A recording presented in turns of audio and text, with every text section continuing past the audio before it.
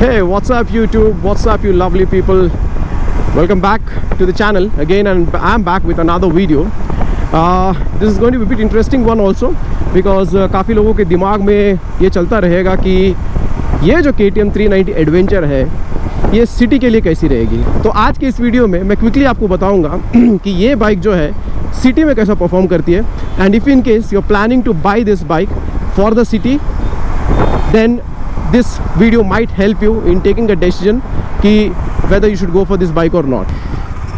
All right, Bangalore is back to the usual traffic situation. Now when you consider this bike, it should be in your mind that for what purpose you are actually buying this bike, right? That's important.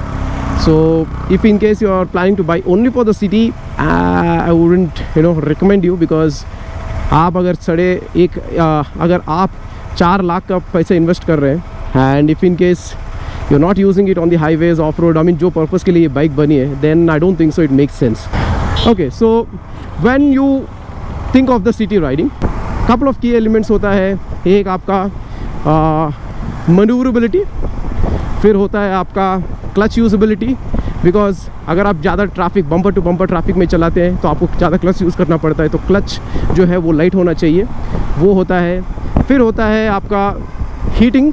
जब आप बड़े bikes चलाते हो तो आपका engine जो है ज़्यादा कंप्रेशन रहता है, तो इसके वजह से आपको हीटिंग का भी एक इम्पॉर्टेंट पॉइंट जो दिमाग में रखना पड़ता है.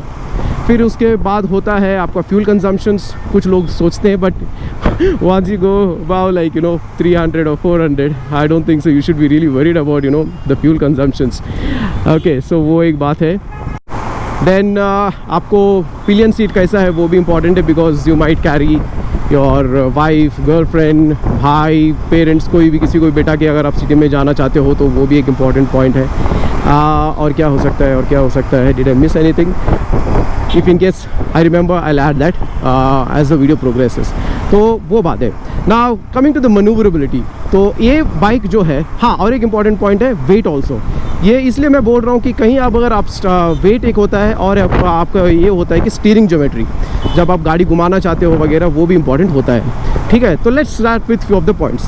तो मैन्यूवरेबिलिटी जो मैंने कहा है, इसलिए मैंने कहा है कि जब आप सिटी ट्रैफिक में चलाते हो तो आपका बाइक जो है अगर वो ऐसे कट ऑफ करके नहीं निकलेगा तो इट्स वेरी डिफ़िकल्ट.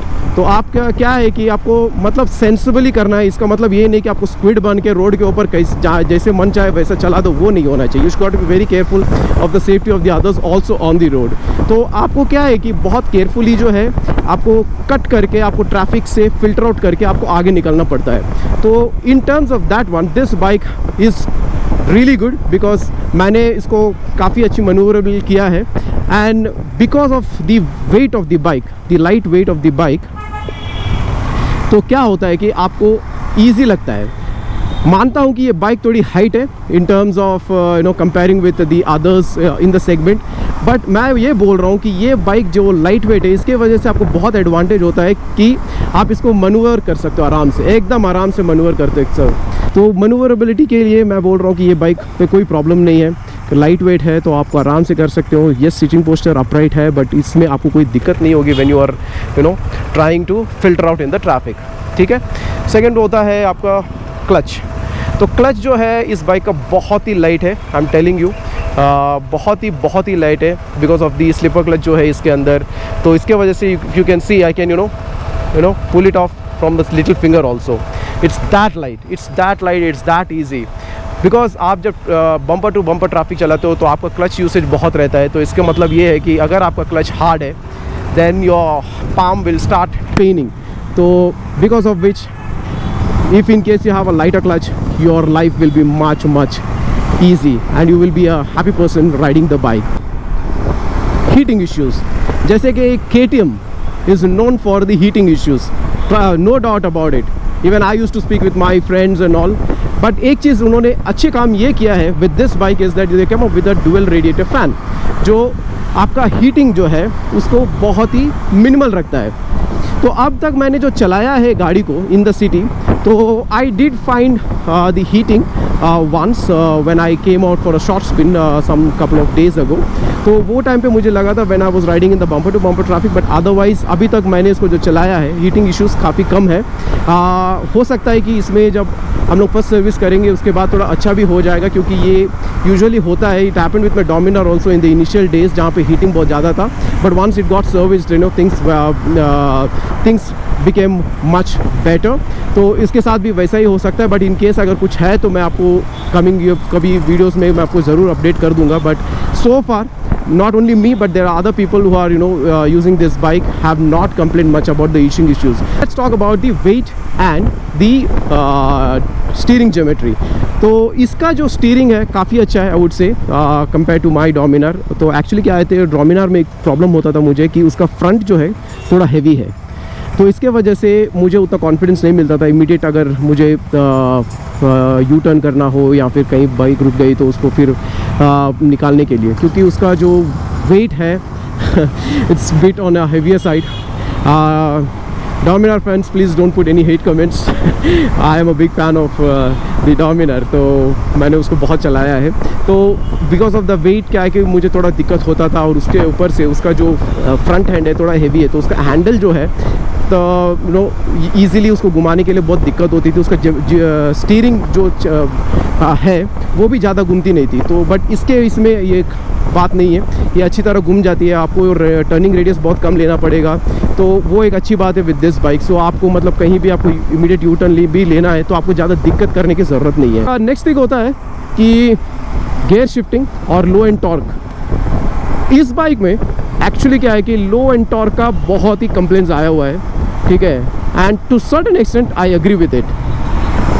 या to certain extent I agree with it. इसका जो लो एंड टॉर्क है थोड़ा कम है. It's not that you cannot short it out, it's just that, you know, you have to make a bit of changes. तो बात ये है कि आपको वो एक छोटा वाला स्प्रॉकेट डालना पड़ेगा जो ड्यूक 250 का है. उसको अगर आप इसमें डाल दोगे तो आपका लो एंड टॉर्क का प्रॉब्लम सॉल्व हुआ है करके कुछ यूट्यूबर्स ने बताया है. अभी तक मैंने उसको ट्राई आउट नहीं किया है, तो शायद मैं ट्राई कर लूँगा.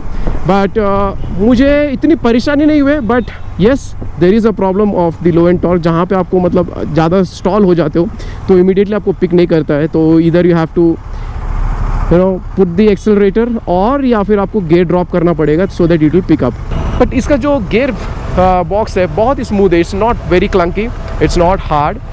मे बी फर्स्ट 1 गियर या सेकेंड गियर हो सकता है कि एट टाइम्स थोड़ा हार्ड लगता है, but otherwise most of the times you won't find much of the complaints on the gearbox. तो उसके मुताबिक भी आपको मतलब ये बाइक में वो ज़्यादा कंप्लेंट नहीं होगी एक्सेप्ट द टॉर्क. बट अगर आप टॉर्क के बारे में भी वो थोड़ा मॉडिफाई कर लोगे तो आई थिंक वो भी आपका इशू एड्रेस हो जाएगा.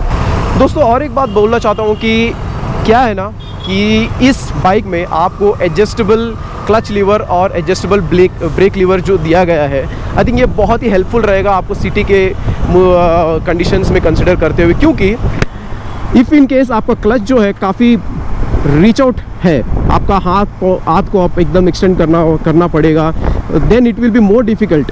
एक तो इसमें क्लच लाइट है और दूसरा एडजस्टेबल लीवर्स है, विच मीन्स कि आप उसको सेटिंग ऐसा करो जो आपके रीच के पास है, तो इसका मतलब आपका पाम पे जो स्ट्रेन होता है वो भी बहुत कम रहेगा. ये बहुत ही अच्छी बात है. एंड इन दैट केस ये मतलब really it's a good thing. आपको मतलब आफ्टर मार्केट क्लच लीवर्स या ब्रेक लीवर्स लगाने की ज़रूरत नहीं है, because it comes with the stock. के बाद दोस्तों ये है कि इसका सीट हाइट के वजह से काफ़ी लोगों को कंप्लेन है, इंक्लूडिंग मी.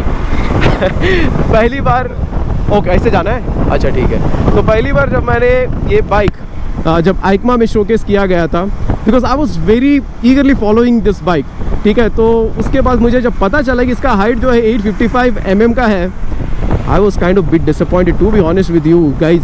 मुझे मतलब बहुत स्केप्टिकल रहा मैं कि बाइक ऐसा रहेगा, क्योंकि हाइट तो इतना है. मेरा डोमिनार जो है 800 का है, ठीक है.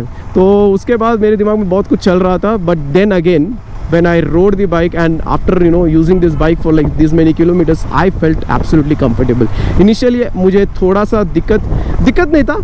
I was, you know, bit careful in terms of understanding the ergonomics of the bike and all. but मैं बोल रहा हूँ, आप अगर आपके दिमाग में है कि 855 mm की वजह से आपको ये गाड़ी नहीं लेनी है, then you are making a mistake. Go take a test ride. आप टेस्ट कीजिए, 1 बार 2 बार देखिए.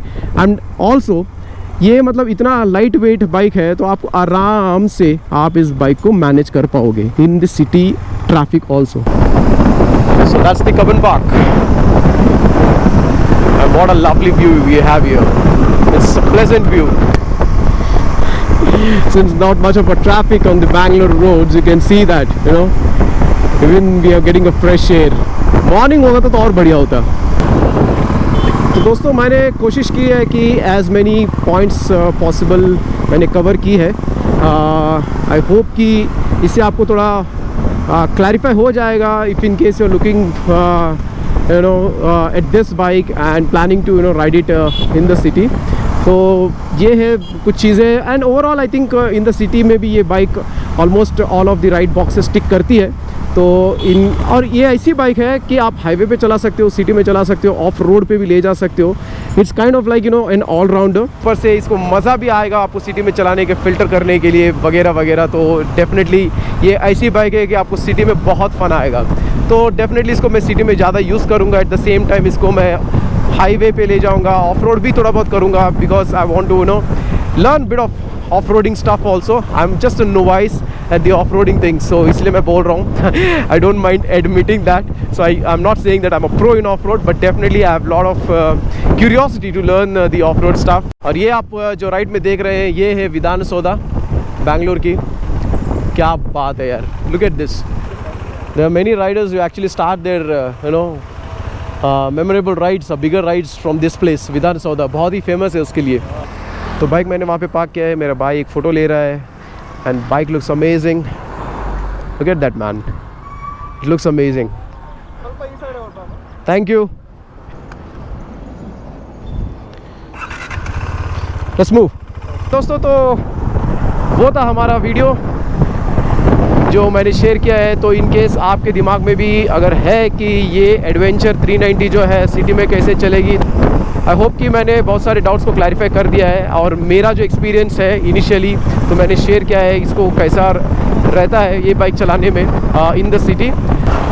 सो on that note I would like to end the video and I hope once again कि आपको ये वीडियो सही लगा हो। तो इन केस आपको अच्छा लगा हो तो ज़रूर थम्स अप दे दीजिए एंड अगर आपने सब्सक्राइब नहीं किया तो ज़रूर सब्सक्राइब भी कर लीजिएगा चैनल को। Live life, keep traveling, follow your passion. Signing off, Raj, and I'll speak to you again in the next video and I'll be back soon. Let's take it. इसीलिए मैंने कहा था this is fun to ride in the city. You can repair.